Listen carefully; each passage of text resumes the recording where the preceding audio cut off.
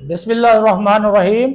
الذین یؤمنون بالغیب ویقیمون الصلاۃ ومما رزقناہم ینفقون۔ وہ لوگ جو بغیر دیکھے ایمان لاتے ہیں اور نماز قائم کرتے ہیں اور ہمارے دیے ہوئے رزق میں سے کچھ ہماری راہ میں خرچ کرتے ہیں۔ الذین یؤمنون بالغیب، وہ لوگ جو بغیر دیکھے ایمان لاتے ہیں، یہاں سے لے کر المفلحون تک کی 3 آیات مخلص مومنین کے بارے میں ہیں، جو ظاہری اور باطنی دونوں طرح سے ایمان والے ہیں۔ اس کے بعد 2 آیتیں ان لوگوں کے بارے میں ہیں جو ظاہری اور باطنی دونوں طرح سے کافر ہیں، اور اس کے بعد 13 آیتیں منافقین کے بارے میں ہیں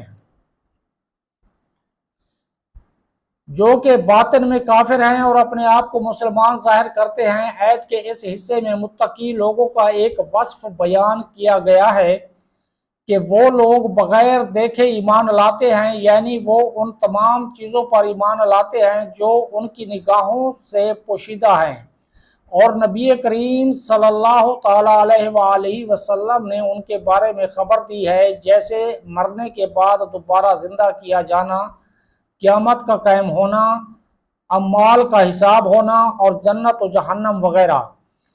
ایک قول یہ بھی ہے کہ یہاں غیب سے قلب یعنی دل مراد ہے۔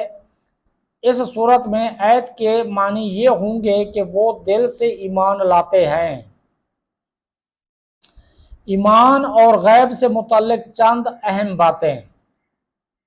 اس آیت میں ایمان اور غیب کا ذکر ہوا ہے، اس لیے ان سے متعلق چند اہم باتیں یاد رکھیں۔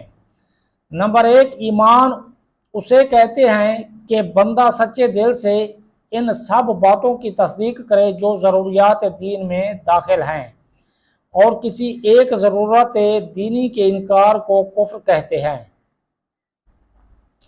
نمبر 2، عمل ایمان میں داخل نہیں ہوتے، اس لیے قرآن پاک میں ایمان کے ساتھ عمل کا جداگانہ ذکر کیا جاتا ہے، جیسے اس آیت میں بھی ایمان کے بعد نماز و صدقہ کا ذکر علیحدہ طور پر کیا گیا ہے۔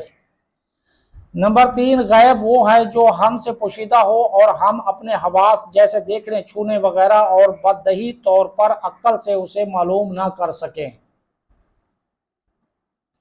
نمبر 4، غیب کی 2 قسمیں ہیں جس کے حاصل ہونے پر کوئی دلیل نہ ہو۔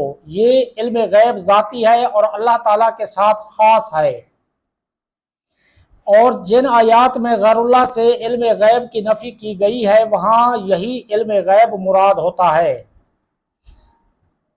جس کے حاصل ہونے پر دلیل موجود ہو، جیسے اللہ تعالیٰ کی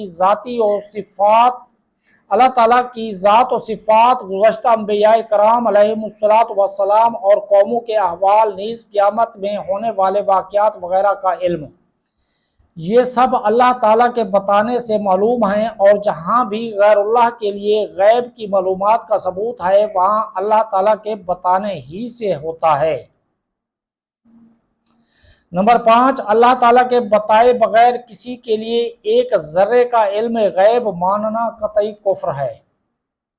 نمبر 6، اللہ تعالیٰ اپنے مقرب بندوں جیسے انبیاء کرام علیہم السلام، اولیاء اعظام رحمہ اللہ تعالیٰ علیہم پر غیب کے دروازے کھولتا ہے، جیسا کہ خود قرآن و حدیث میں ہے۔ اس موضوع پر مزید کلام سورہ آل عمران کی آیت نمبر 179 کی تفسیر میں مذکور ہے۔ وَيُقِيمُونَ الصَّلَاةَ، اور نماز قائم کرتے ہیں۔ آیت کے اس حصے میں متقی لوگوں کا دوسرا وصف بیان کیا گیا کہ وہ نماز قائم کرتے ہیں۔ نماز قائم کرنے سے مراد یہ ہے کہ نماز کے ظاہری اور باطنی حقوق ادا کرتے ہوئے نماز پڑھی جائے۔ نماز کے ظاہری حقوق یہ ہیں کہ ہمیشہ ٹھیک وقت پر پابندی کے ساتھ نماز پڑھی جائے، اور نماز کے فرائض، سنن اور مستحبات کا خیال رکھا جائے، اور تمام مفسدات و مکروہات سے بچا جائے۔ جبکہ باطنی حقوق یہ ہیں کہ آدمی دل کو غیر اللہ کے خیال سے فارغ کر کے ظاہر و باطن کے ساتھ بارگاہ حق میں متوجہ ہو، اور بارگاہ الہی میں عرض و نیاز اور مناجات میں محو ہو جائے۔